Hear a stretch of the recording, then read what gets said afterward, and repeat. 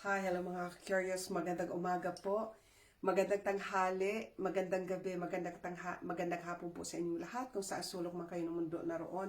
Sana okay lang po kayo. Ito na naman po ang Lynn Channel sa panibagong episode at tututukan po natin itong garapata kasi guess what? Meron na pong infestation dyan sa Pilipinas. Hindi ako nagkamali nang sinabi ko sa inyo na darating dyan yan sa Pilipinas at nandyan na meron tayong ipapakitang video. Now, bago po tayo magpunta sa ating main topic, gusto ko po munang i-refresh kayo kung ano yung nilalaman ng ating last video. Panoorin nyo po yung ating last ngayon. Bago ito, panoorin nyo para mas madali ninyo maintindihan saan tayo nang gagaling. Now, kaunting lang, bakit itong garapata ang pinag-uusapan natin? Itong ticks, sa English ticks, sa tao kuto, sa mga hayop, garapata katulad ng baboy, baka, kalabaw, pwede rin siya sa mga dogs, sa mga pets, okay? Now, ano ang nangyari? Kasi sa Amerika, mga ka-curious, ang dami pong mga cases ipapakita ko sa inyo na nagtaasan po ang meron po silang mga nakikita, ang daming mga garapata na ipakita ko sa ating last video na meron nagre-race ng 30 years na siya ng horse. Ngayon lang daw niya nakita na yung garapata ang dami ng kanyang horse. Now, guess what? Sinabi ko sa inyo na si Billy Boy ay nagfinansya sa Vanderbilt University na to the tune of millions para sa develop ng mga bakuna. Dito nadulot ng ticks itong garapata na nga. Now, meron pong dalawang sakit, yung Lyme disease na pag kinagat ka pwede pa kang mamantal at pwede kang magkaroon ng fever. Ang tawag Lyme disease. And guess what? Nagtaasan sa Amerika. Hindi lang ang kaso ng Lyme diseases. At hindi lang po, yan yung na-explain ko sa inyo, pati yung alpha-gal syndrome. Meron isang estado sa Amerika na nagkaroon na sila ng 450,000 cases ng alpha-gal syndrome. Ano yung alpha-gal syndrome? Ito po yung allergy, magkakaroon ka ng allergy na pag kumain ka ng karne, pwede kang mamantal at naipakita natin sa mama sa last video na sabi niya, I'm fucked up. Hindi na siya pwedeng makakain ng karne at yung mga derivatives coming from meat. Okay? Now, nakakakota po ito kasi once na nagkaroon ka ng alpha-gal syndrome, habang buhay ka nang hindi makakakain ng karne at yung mga meat derivatives, katulad ng mga gatas, yogurt at kung ano na panaw. Paano nangyari ito? Na ang dami nitong mga ticks o mga garapata na andyan bigla na lang nagsulputan sa kanilang mga backyards. Diyan lalo na sa Amerika. Now, naipakita ko sa inyo may whistleblower na nagwisik-wisik sila, nagbabayad, may binabayaran sila para magwisik-wisik nitong mga boxes ng millions ng garapata. Panoorin nyo ang ating video para makita nyo. Now, nagtaasan. And guess what? Ipapakita ko pa sa inyo itong crisis ng nagtaasan bigla. At hindi lang garapata na normal. Pero itong maliliit na makikita nyo ngayon, ihahambing niya yung pepper ang size at yung maliit na asin. Panoorin ninyo, sabi niya, galit na galit kasi sabi niya, paano natin makikita kasi sobrang liit. Is pepper. The one in the middle is a grain of salt. The one on the left is a fucking tick. Look how small these motherfuckers are. How are we supposed to see those? How are we supposed to get them off of our kids if we can't even see them? What is our government fucking doing? I've never seen ticks so small. When we were growing up, we could feel them in our head. How are we supposed to even feel this shit? Kasi, di ba, yung kuto nga, ang lalaki, kitang-kita, napifeel pa nga natin pag may kuto ka, di ba? What if itong mga winisik-wisik nila ay sinadya na maliit na hindi mo makikita, kinagat ka na, and then bigla ka na magkaroon ng alpha-gal syndrome. Ang nakakakota nito mga kababayan, maraming tayo dyan. Kinakabahan, nangangati ako dito, nakita ko lang yung mga yung mga tics na ipinakita dyan. Panoorin, pakinggan ninyo kung saan mga cases na dumadami itong tics. Okay. Here's everything that's being affected. Sa Northeast, highest activity overall. Sa Connecticut, especially high submission rates with 40% Lyme positive ticks. 40% sa Connecticut ang tumaas ang Lyme diseases. Dito din sa New York, Pennsylvania, Leeds, nangunguna ang Pennsylvania in Lyme cases. Massachusetts, Maine, New Jersey, Vermont, New Hampshire, Rhode Island. Ang Rhode Island emergency room visits for tick bites are at record highs for this time of year. Sa Rhode Island, ang ER nila visit para sa tick bites, grabe, record high sila doon. Upper Midwest, Michigan, Lyme cases rising sharply. Wisconsin, Minnesota, significant increases in tick activity and related illnesses. Mid-Atlantic states, Virginia, Maryland, West Virginia, Delaware, strong populations of black-legged and Lone Star ticks. So doon sa Delaware, mga itim ang paa ng mga ticks na naglalabasan. At parts of the Southeast and South, Georgia, Texas, North Carolina, expanding to Gulf Coast areas. Also Ohio, Illinois, scattered reports in California and Florida. So, ang ano nito mga ka-curious, nagtaasan bigla. Why? Kamukat-mukat mo, ang Valneva at ang Pfizer, meron silang, they are working on the Lyme disease vaccine. Eto na. Biglang nakita na naglabasan itong mga ticks or itong mga garapata, and voila, meron nang nakahanda silang naghahanda na po ng vaccine ang Pfizer and Valneva. So ano yon? So kinagat ka na, handa na yung kanilang mutga. Okay, so paki-share nyo po yung mga kamag-anak ninyo. Kasi nga kung nakikita nyo ang liit-liit, hindi mo namalayang puno na kapala ng ticks sa bahay mo. I-share nyo po, marami tayong mga kababayan dyan sa Amerika. Now, ito na yung sinasabi ko sa aking last video na baka nandyan na sa Pilipinas. Ito na nga, at gusto kong pasalamatan yung ating ka-curious na nag-comment po siya. Hindi ko nakuta ang kanyang pangalan, pero alam mo kasi siya lang ang nag-comment sa comment section. Sabi niya, Ma'am Lynn, meron kilalang vlogger sa Pilipinas at kinover niya. Totoo nga, si Joel Enriquez. Sana nga makarating ito kay Joel. Joel, baka ito na yon. Maging aware po tayo, nakakakota po talaga yung bahay niya mismo. Ko na to sa inyo. Sobrang inatake kami ng sobrang daming garapata na hindi namin alam kung saan ang galing. Kung mapapansin nyo, sobrang init ang panahon ngayon. Biglang umulan dito sa probinsya namin and bigla na lang silang lumabas. Out of nowhere, hindi namin alam kung saan ang galing kasi never po nagkagarapata na yung mga anak ko dahil po every month my next guard expectra, pinapagpalitan ko po yan ng mga iba-ibang anti-tick and fleas para hindi sila ma-immune dun sa gamot na tinitake nila para hindi sila kapitan. Pero biglang lumabas tong mga garapata na to nung biglang bumuhos ang ulan. Ang suspetsa namin, nakatago lang sila sa mga tabi-tabi or sa mga gilid-gilid. Ang dami mga ka-curious, talagang... Tingin langgam, di ba? Grabe ang lala. Hanggang sa kataas-taasan gumagapang sila, hindi lang siya halata, pero buhay po yung lahat ng mga yan. Grabe, sobrang dami talaga, nakakakilabot sila guys pag nakita mo. Pasalamat pa rin kami kasi nga po naagapan namin at hindi pa siya pumapasok sa loob ng bahay. So ngayon, pinipreventa namin siya makapasok sa bahay, kagad ini-spray na namin yung mga butas-butas. Lahat. Sandali, grabe.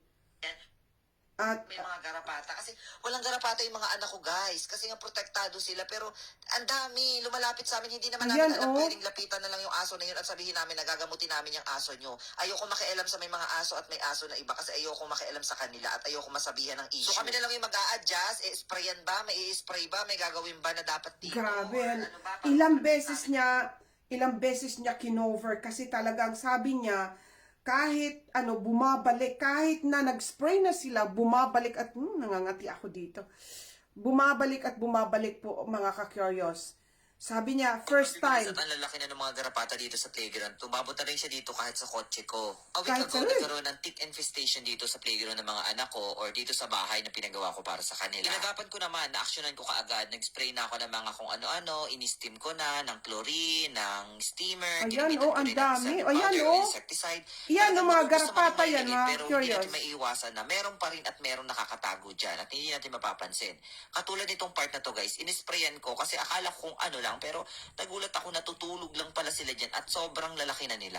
Tingnan nyo yan ha, gagalawin ko yan pero hindi sila gumagalaw ng wag una, mong pero galawin, ayan, gumalaw baka po yung isa at waga-waga inisprayan ko ng yan. Viagra and voila, talagang nagkagulo sila at talagang hindi mo maunawaan kung saan sila pupunta sa sobrang So, voila, talagang nagkagulo sila at talagang nangingilabot ako dito. So, ang dami niya, kinover niya ata nung 4 or 5 times. Kasi nga sabi niya, nag-spray na siya, desperado siya kasi nag-spray na, and then, bumabalik sila. Tingnan mo, oh. Black. Sobrang daming garapata ang sumugod sa amin at ang dami din kinalabutan talaga sa video. Sandali, ha? So for today's video, Sandali, mga curious. Kung baga saan-saan na lang umano siya sa mga butas-butas ng mga wall. So, ayan po, mga kababayan, wag na kinakabahan ay inaano ko. Now, ito, ang problema nito, pag nagkaroon ka ng alpha-gal syndrome, yung allergy ka every time kakain ka ng karne. Ito ang dapat i-avoid ninyo. At dapat pakinggan natin na pag nalaman natin na nagtaasan ang alpha-gal syndrome at ang Lyme disease, ito na po yon, mga ka-curious, ang pagsasabi natin na baka nga ito na ang dahilan na nandoon na rin sa America for the first time nagtataasan ang mga cases ng mga sakit na yon. Now, pag meron kang alpha-gal syndrome, yung ma-allergy ka sa pagkain ng karne, dapat i-avoid mo itong mga pagkain. Yung beef, yung veal, yung steak, hamburger, ribs, pork, including bacon, ham, sausage, pork chop, lamb, mutton, goat, venison, bison, buffalo, elk, and rabbit. Organ meat. Hindi ka na po pwedeng kumain ng liver ng itong mga beef na to. Sweet breads, tripe, kidney. At ito ang importante ng mga derivatives. Imaginein mo yung mga dairy products like milk, cheeses, paborito ko pa naman, butter, yogurt, ice cream, cream, gelatin found in marshmallows, mga candies, Jell-O, and some capsule medications. Ito po, bawal ka na ng talo, lard, meat broth, stocks, and gravies made from mammal. Wow! Ang daming buong buhay mo pag nagkaroon ka ng alpha-gal syndrome. Kaya magtulungan po tayo, mga kababayan. Share po. At ito ang catch. Wow! Diba? Hindi ka na po pwedeng makakain ng mga butter kasi meat derivatives din yun ay galing din yun sa milk, 'di ba? Milk ng baka o ng goat. Pwede mong gawing cheese at ito, pwede mong pwede mong gawing butter. At guess what? Si Billy Boy, mga kababayan, siya na rin ang gumagawa ng butter. At ilalabas na po nila sa 2027. Porcarita, my goodness. Ayan, waga-waga na rin sa laboratorio. It looks, smells, and tastes like the butter we're all familiar with, but without the farmland, fertilizers, or emissions tied to that typical process. And this butter breakthrough, it's happening right here in Batavia. In the middle of an industrial park in a suburb west of Chicago, something unprecedented is happening. So you're using this gas right now to like cook your food. And we're So, proposing mga that you would like to ka-curious, cook your food. gumagawa na po sila ng butter sa laboratorio. Ito na po bakit mga kababayan kailangan nilang magwisik-wisik ng itong mga karapatan na waga-waga nila, ginalawgaw nila sa laboratorio para maging allergy. Kasi gusto po nila na hindi na po tayo magbugchi, hindi na po tayo kumain ng mga nikar. Why? Kasi sila na po ang magsusupply ng karne na gawa-gawa sa laboratorio. At imaginein mo, meron na silang substitute. Kasi ma-allergic ka na pag may alpha-gal syndrome ka. Okay? So hindi ka na po pwede nanggaling sa mga meat derivatives sa mga product like yung yogurt, like yung cheeses. And guess what? Butter. Kasi nagwawaga-waga na rin sila ng butter. Makikita nyo, sabihin niya, oh, meron kang alpha-gal syndrome. Kaya hindi ka na po pwede makakain ng butter na galing sa ng baka, na gatas ng baka, kaya may substitute na butter gawa sa laboratorio. Alam niyo ba kung ano ang ilalagay nila dyan sa butter na yon? Sigurado kayo, since ang intention nila ay hindi maganda, yung mga waga-waga nila sa laboratorio, magre-rely ka knowing na alam mo na ang nag-finance nitong mga pangtuslok. Yung mga tuslok sila ang nagwawaga-waga ng sakit and then bibintahan ka rin ng mutga, doble na sila ang pagkakakita sa iyo. Ikaw magugurgur ka, unti-unti kang magkakakitsa, and then bibili ka pa ng kanilang mga produkto na waga-waga sa laboratorio, hindi mo nga alam kung ano ang nilalagay nila. Mga kababayan, wala na pong katapusan itong paghihirap natin. Uunti-untiin po tayo. I believe, I promise, ang intention po talaga nila magwasba ng mga ota. Bakit kailangan nilang gawin na magkakitsa tayong lahat and then bigla na lang silang may mga solusyon, sila ang magwiwisik-wisik para kagatin tayo magkakitsa, andyan na ready na ang kanilang vitsin. And then, pag na-allergy ka na, habang buhay, bibigyan ka na ng produkto, sasabihin nila, oh, hindi ka ma-allergy dito kasi safe ito kumain ka ng butter. Pero hindi mo alam kung ano ang pinaglalagay nila sa laboratorio ng mga kakainin mo. So, ayan na po mga kababayan, magtulungan po tayo mga Pilipino, ang daming millions dyan sa Amerika, i-share nyo po, baka hindi nyo alam, mapupuno na sila sa naliliit na mga ticks na ipinakita natin, yun ang maraming nakikita sa Amerika, ang liliit, hindi mo nga mapapansin, bigla ka ng kinagat, nagka-gall syndrome ka na, habang buhay ka na, hindi ka na makakain ng nikar. Now, ito, pakinggan nyo. Yung binalita ko na din sa inyo na tungkol sa pagtuklaw, ayan, ibinalita na nakapag-team up si von der Leyen, yung European Commissioner, at ipinagmamalaki pa niya. Ayan. World. And vaccination is our best chance to do this. Vaccines have saved millions of lives in the past 50 years. But right now, millions of children, Sandali. each more will come. Together with Gavi, we have the goal to vaccinate 500 million children by 2030. Europe will do its fair share. You can count on us, my friends. Wow! Yun na yung nauna pa tayong magbalita sa inyo, kaya talagang hindi talaga tayo tatantanan nito mga Jijimon. Ito yung naibalita ko, ayan, nauna pa tayo kasi meron tayong whistleblower. Bago pa niya sabihin, naibalita na natin matagal na may balak po, and it has to do again with Billy Boy. Kasi yung Gavi, Alliance for Vaccination and Immunization, nakipag-partner siya sa Gavi, which is Gavi #1 na nagpi-finance ng Gavi, si Billy Boy. Itong European Commissioner at si Billy Boy, nag-tied up sila na magbibitsin sila sa 500 million na mga OTA, lalo na yung mga bata, by 2030. Ilang taon na lang yan. So ayan na po, hindi talaga sila titigil kahit na nakita na natin itong Monique Plan din ang kanilang vitsin ay nag-cost ng milyones na nanagurgor, hindi pa rin sila titigil.